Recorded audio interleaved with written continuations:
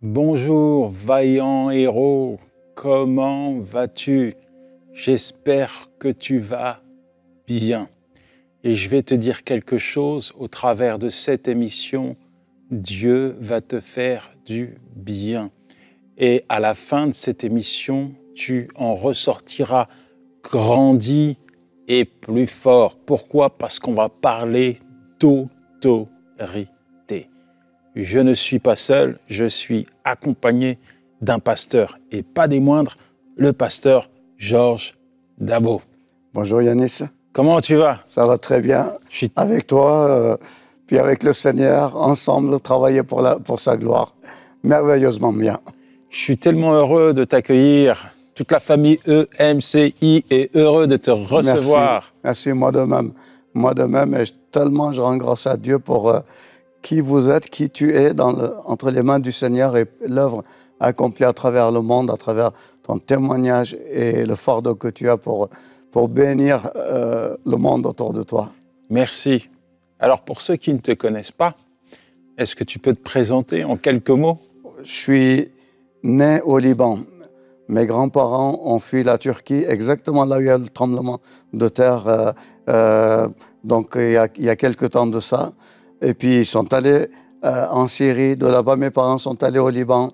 J'ai grandi en France, donc grand parcours d'immigrant. Puis le Seigneur m'a appelé à son service en France, où j'ai fait ma formation théologique, après avoir déjà eu un métier, après avoir gagné ma vie, mais le Seigneur finalement a choisi de me mettre à part. C'est pas moi qui l'ai choisi, c'est lui qui m'a choisi. Il m'a mis à part. Moi juste, je lui ai dit oui. Et puis depuis 35 ans, je le sers à travers le monde. Donc 14 ans à Marseille et maintenant 20 ans à Montréal, en voyageant dans le monde, dans une trentaine de pays déjà, pour annoncer, prêcher le message de l'Évangile, l'amour de Jésus-Christ et la paix incroyable qu'on reçoit à travers l'œuvre accomplie en Christ. Tout ça, c'est beau, c'est magnifique, c'est glorieux, mais je crois qu'il y a quelqu'un qui est derrière la caméra qui doit dire « mais il m'a oublié, pourquoi il ne parle pas de moi? C'est ta femme !» Oui, absolument, absolument. Donc, demande-lui pardon. D'abord, je lui demande pardon, pardon ma chérie. Donc, à l'école biblique, il y a des grandes bénédictions dans les écoles bibliques. Et la plus grande bénédiction que j'ai eue, c'est que le Seigneur m'a donné une épouse, Priscille, que si je l'avais façonnée, moi-même, je ne l'aurais pas fait aussi bien que ce qu'elle est, intérieur, extérieur. Et je bénis le Seigneur pour qui elle est, un soutien incroyable, une battante à côté de moi. Et je peux dire que oui, ce que je suis, je le dois au Seigneur, mais sur la terre, beaucoup au coach que j'ai à travers elle, qui toujours me drive, elle est là derrière moi. Vas-y Georges. Et puis je bénis Dieu pour elle, les 3 enfants que nous avons eus, 3 petits-enfants. Je sais que je parais beaucoup plus jeune que je suis, mais voilà un peu notre belle famille avec laquelle tous ensemble on sert le Seigneur, là où le Seigneur nous place. À Montréal? À Montréal actuellement, oui. Le nom de l'église? Première église évangélique arménienne. Tu as choisi de nous parler de l'autorité spirituelle? Oui. Alors bien sûr, c'est un thème important, mais avant que tu développes un petit peu l'idée, j'aimerais que tu nous parles de ces actions que tu mènes dans des pays assez particuliers, le Pakistan, l'Inde, je pense.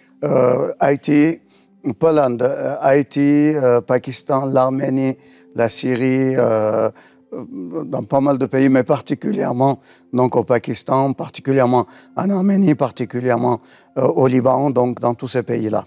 J'imagine que quand tu vas dans des terrains où il y a des endroits vraiment hostiles, des terrains minés, oui, absolument. Dans le jargon des évangélistes, absolument. L'autorité spirituelle, elle prend tout son sens. Absolument. Écoute, Yanis, le Seigneur nous a dotés d'un tel pouvoir à travers, imagine, il nous a permis d'utiliser son nom, le nom de Jésus. Il nous a remplis de son Saint-Esprit. Il a dit, vous ferez les œuvres que je fais, vous en ferez même de plus grandes.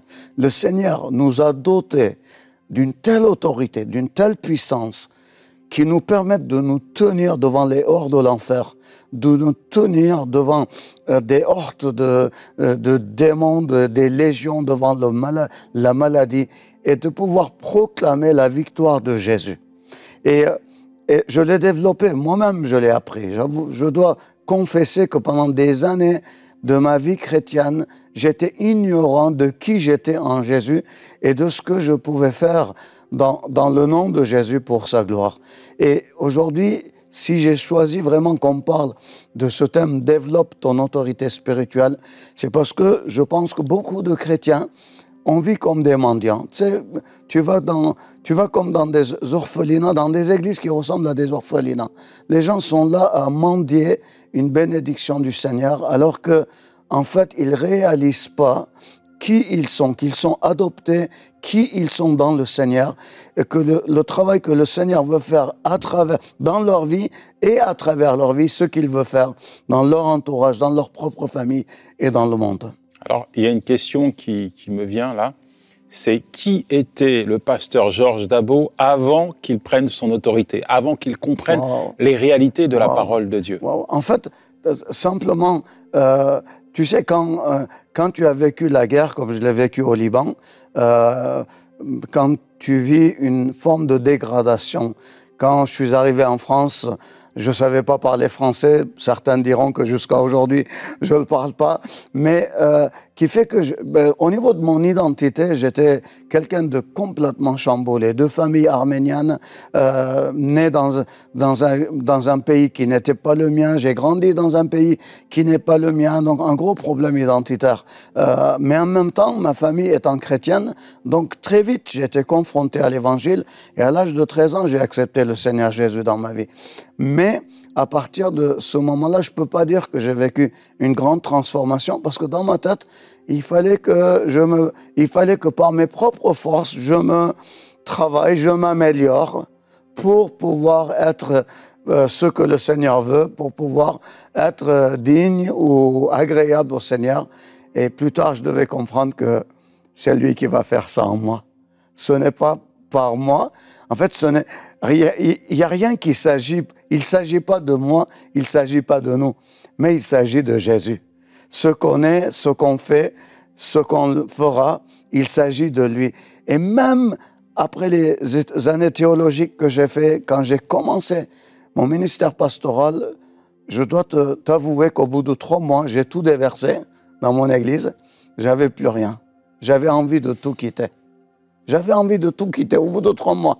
Je disais, mais Seigneur, j'ai fait tant d'années de théologie, tant de formation, puis au bout de 3 mois, j'étais vidé. Puis je me rappelle une nuit, j'ai dit, Seigneur, je vais abandonner. Mais en fait, je n'avais pas la figure, j'osais pas le faire. Tant d'investissements, tant de gens qui ont prié pour moi.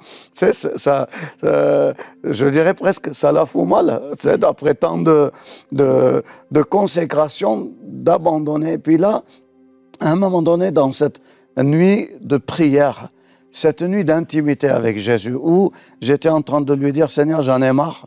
Seigneur, j'en peux plus. Même te servir, même le servir, ça paraissait difficile. Que je voulais quitter. Puis là, il y a vraiment la voix du Saint-Esprit simplement qui vient me toucher et qui me rappelle des paroles de l'évangile de Jean, dans lequel il est écrit, il faut que je diminue et que lui, il croisse. Alors je dis, Seigneur, d'accord, mais avant, je gagnais ma vie, je roulais dans des belles voitures. Et puis là, maintenant, j'ai diminué. Regarde la voiture que j'ai, regarde la maison dans laquelle je vis. Ça n'a rien à voir avec avant. Je dois diminuer jusqu'à où? C'était vraiment, c'est dans les larmes que je parlais ça. C'était vers tôt le matin, alors que toute la nuit, je pleurais devant le Seigneur. Puis vers le matin, il y a une autre voix qui vient me toucher, et là c'est à travers vraiment l'apôtre Paul qui vient me dire, mais il faut que je meure pour que lui, il puisse vivre en moi. Ce n'est plus moi qui vis, c'est Christ qui vit en moi. Si le grain de blé ne tombe en terre et ne meurt, alors il ne porte pas de fruits. Là, j'ai compris que diminuer, c'est une chose, c'est ce que j'avais fait, mais à un moment donné, il faut laisser la place à Jésus. Et quand j'ai laissé la place à Jésus, là, je peux te raconter pendant une quinzaine de livres, je peux écrire de Dieu. sur les œuvres accomplies par Jésus, juste à travers la simple vie que j'ai, comment Dieu peut prendre quelqu'un entre ses mains quand cette personne dit « c'est plus moi, c'est fini ». Il ne s'agit pas de moi. Il ne s'agit pas ni de mes dons, ni de mes talents, ni de mes capacités. Il ne s'agit pas de moi. Il s'agit de toi, Seigneur Jésus. Mais en tant qu'enfant de Dieu, en tant qu'enfant de Dieu, l'autorité, tu revendiques ton héritage. L'autorité. La puissance, le miraculeux de Dieu. Absolument. Qui fait qu'à un moment donné, très vite, j'ai compris qu'à partir du moment, en fait, où mon identité est claire, parce qu'en fait, l'autorité spirituelle se développe dans notre identité. La racine de notre autorité spirituelle se trouve dans notre identité. Et puis, elle prend, je dirais, elle s'élargit à travers notre intimité avec le Seigneur. Et puis, elle se développe et elle se manifeste dans notre vie par la foi, à travers la foi. Donc, il fait que quand, à un moment donné, on sait qui on est dans le Seigneur, on se rend compte qu'on n'a plus de problème de pouvoir dire « Seigneur, je vais m'approcher de toi ».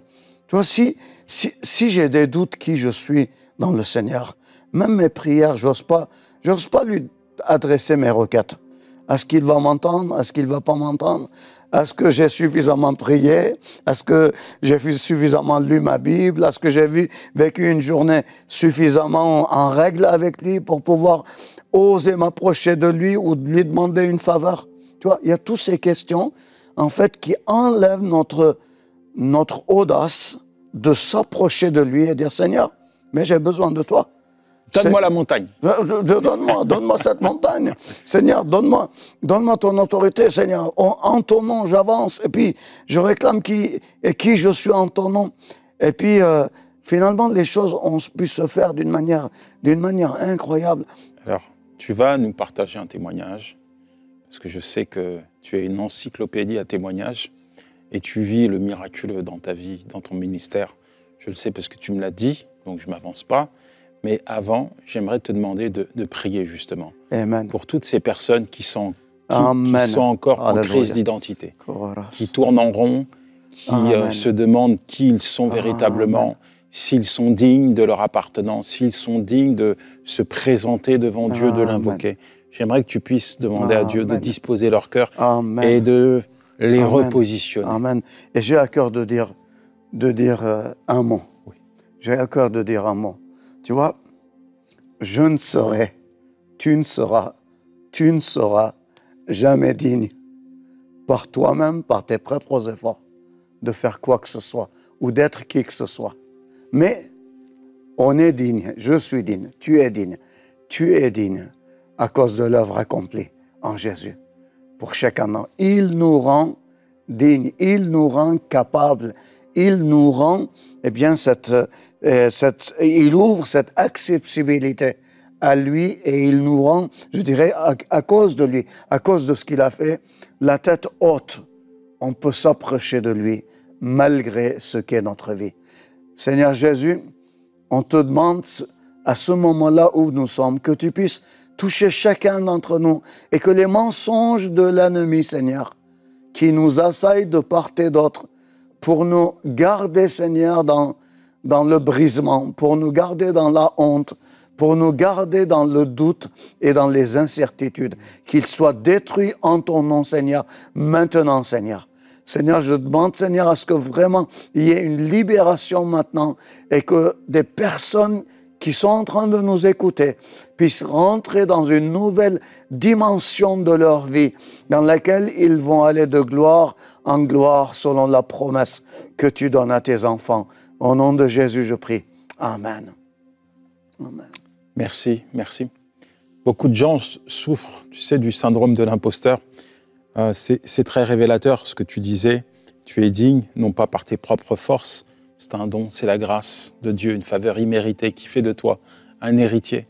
Et on ne doit pas être des imposteurs. Tu l'as compris, je l'ai compris. Et beaucoup ont besoin de le comprendre pour se positionner. Parce que tant qu'on ne se positionne pas, l'ennemi de notre âme, celui qui est là pour voler, nous empêcher justement d'exercer notre autorité. Amen. Et plus on l'écoute, plus il prend sa place, plus il fait ce qu'il a à faire. Donc c'est tellement important que tu dises, que tu interpelles les gens pour qu'ils puissent comprendre qui ils sont véritablement en Jésus-Christ. Et à partir du moment où tu comprends qui tu es en Christ, alors la parole de Dieu, tu comprends également qu'elle est pour toi. Elle est pour toi, elle est pour moi, il faut l'appliquer, il faut la vivre. Amen. Et voilà Amen. ce que Dieu fait quand Amen. tu lis la parole de Amen. Dieu, c'est voilà ce que Dieu te dit, voilà ce que Dieu veut faire au travers de toi, voilà ce que Dieu te donne, voilà ce qu'il est capable d'accomplir. Ça, c'est la parole de Dieu, c'est la vérité, c'est ton Père, ton Créateur qui te le dit. Donc il faut écouter la voix de Dieu. Ton témoignage. Amen. Mon témoignage, lequel? Mon témoignage. Un miracle. Tu vois, j'aimerais te dire, et j'aimerais peut-être lui parler de quelques-uns des miracles à travers lesquels, en fait, tu vois, par rapport à notre autorité, quand on dit, il ne s'agit pas de nous, il s'agit de lui. Mais en fait, le nous, il est très fort en nous. Je veux, moi, accomplir. Je veux, moi, faire. Je veux, moi, briller. Je veux, moi, accomplir. Je veux, moi, aller de l'avant. Mais en même temps, on se rend compte qu'en fait, tant qu'on met le moi en avant, le Seigneur n'a pas beaucoup de place. Du coup, on est frustré, on n'arrive pas à aller de l'avant parce que justement, en fait, notre moi n'arrive pas à accéder à l'autre parce qu'on est limité.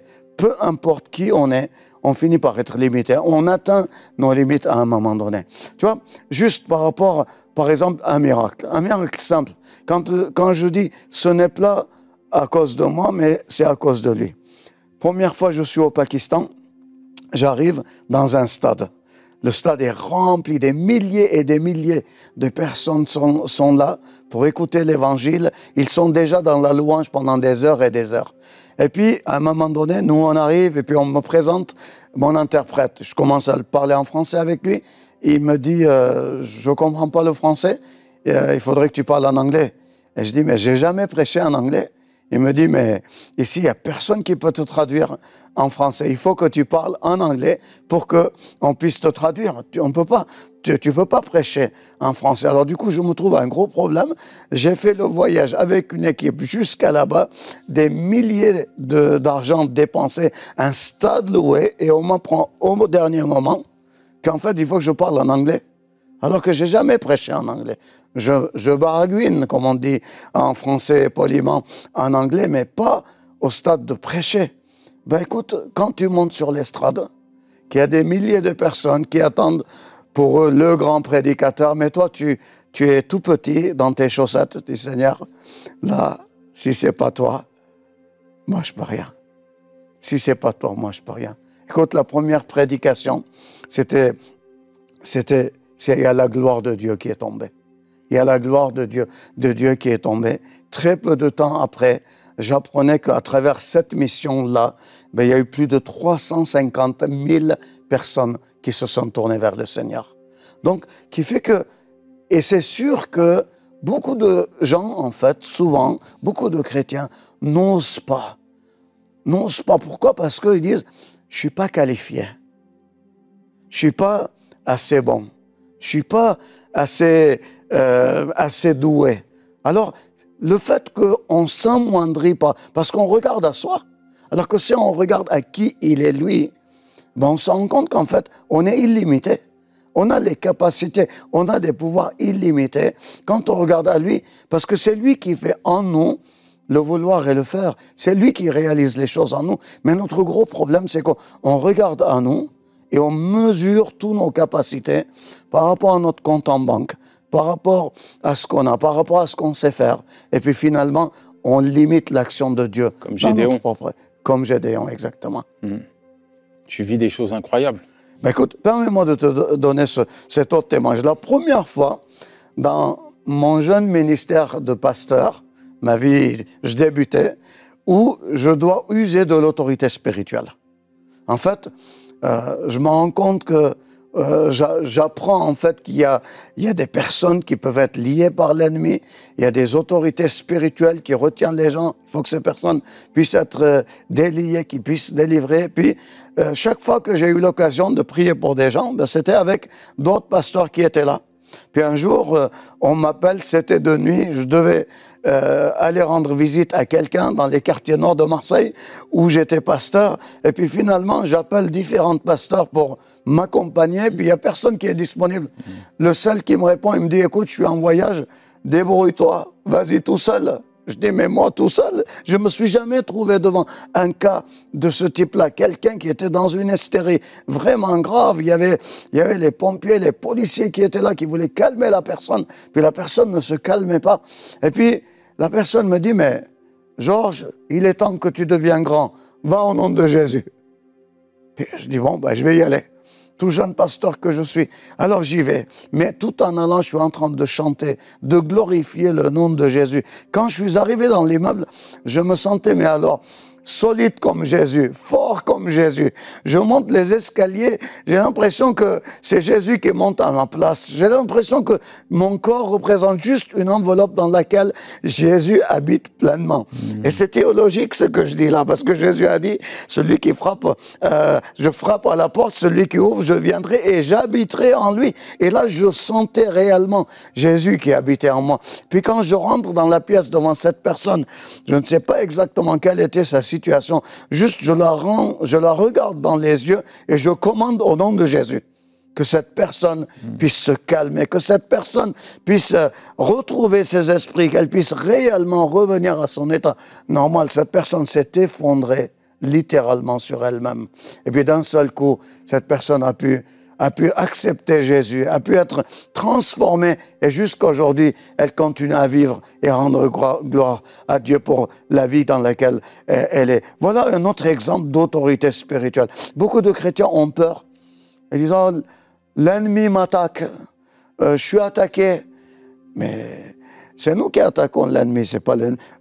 On n'est pas en mode défensif, on est en mode agression. Pourquoi? Parce que c'est nous qui avons l'autorité. Il est vaincu. Alors, moi, une question. Moi, j'ai peur du serpent. Si je dois prendre mon autorité, si je vois un serpent ou pas.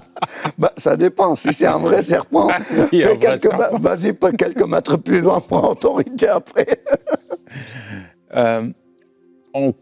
Si tu as quelques conseils à donner rapidement à une personne justement qui a envie de prendre son autorité, ça serait lesquels? Je voudrais réellement dire que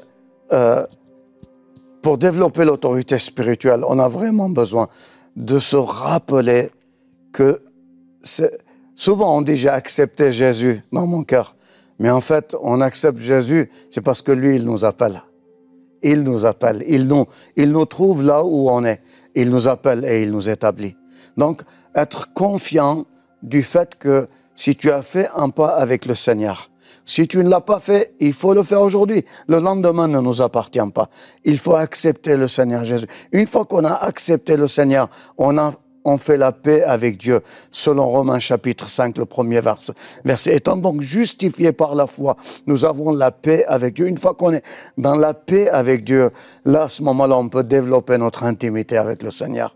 Donc le conseil que je dirais à tout chrétien, ne fais pas l'économie de ne pas passer du temps avec le Seigneur. Peu importe ta connaissance, ton expérience spirituelle, demeure dans le Seigneur, témoigne, passe du temps avec le Seigneur, fais des retraites spirituelles individuelles, prends des temps de louange, prends des temps de prière, mais développe l'intimité. Et une fois que tu as développé l'intimité, agis dans la foi.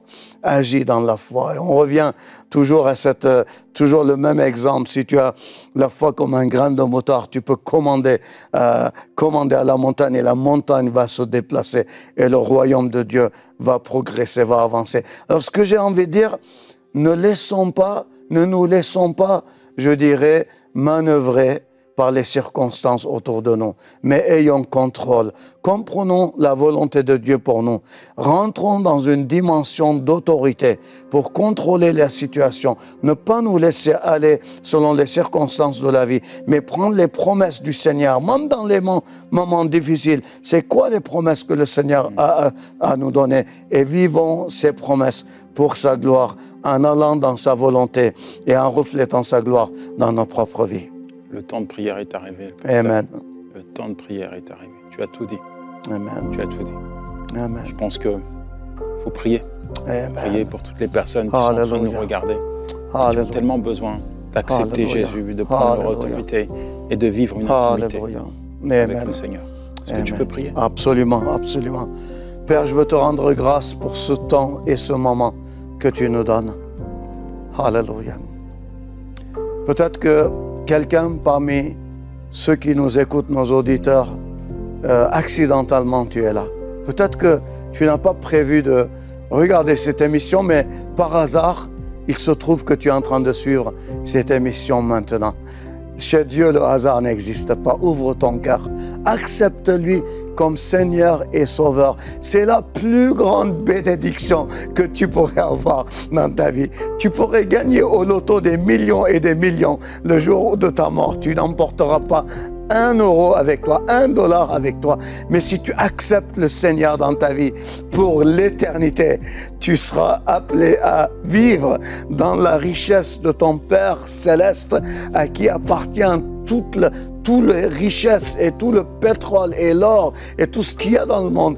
Alors accepte Jésus, reçois son pardon pour tes péchés, entre dans la plénitude du Saint-Esprit et vis cela tout simplement. Ouvre ton cœur tout simplement aujourd'hui, maintenant. Et si tu as fait déjà ce pas de donner ton cœur à Jésus, mais tu sens que tu vis dans la faiblesse, dans des doutes, dans des craintes, eh bien aujourd'hui, rentre dans ton identité avec Jésus. Père, je veux te bénir et je veux te célébrer pour qui tu es. Merci pour ces instants divins que tu nous donnes. Je prie, Seigneur, pour que tu touches à tous ceux qui ouvrent leur cœur à toi maintenant, Seigneur Jésus. Saint-Esprit, visite-les dans leur domicile, dans leur voiture, là où elles sont, Seigneur, et remplis les cœurs de ta grâce et de ta présence, Saint-Esprit. Et élève le nom de Jésus dans chacune des cœurs et que ton nom soit glorifié à jamais. Seigneur, je commande aussi au nom de Jésus que toutes les attaques de l'ennemi, Seigneur, puissent cesser maintenant, Seigneur, dans la vie de ces personnes qui s'ouvrent, Seigneur, devant toi pour t'accueillir, pour t'acclamer et pour vivre et marcher avec toi dans l'obéissance au Saint-Esprit. À toi soit la gloire, Jésus. Amen. Amen. Amen, Jésus. Merci, merci, merci infiniment, pasteur. Ça a été une joie pour moi de partager avec toi. Est-ce que tu as un mot de la fin? Un verset peut-être, je ne sais pas. Un verset avec... Tu sais, juste la seule chose que vraiment j'aimerais pouvoir dire, c'est vrai que c'est difficile en peu de mots de résumer ce qu'on a pu vivre, mais je dirais la plus belle et la meilleure expérience de ma vie, c'est mon quotidien avec Jésus. Goûter à l'amour et à la marche quotidienne avec Jésus. Tellement important. Amen. L'intimité avec Dieu. L'intimité avec Dieu. La proximité. Amen. Nous amène à vivre le surnaturel dans notre quotidien. Amen. Mon ami, j'espère que tu as bien reçu, gardé, entretenu tout ce que tu as reçu au travers de toutes ces émissions qu'on fait face à face pour te bénir. En tout cas là, tu viens de recevoir le conseil de Dieu et garde-le précieusement et mets-le en application. Que le Seigneur te bénisse. Ciao!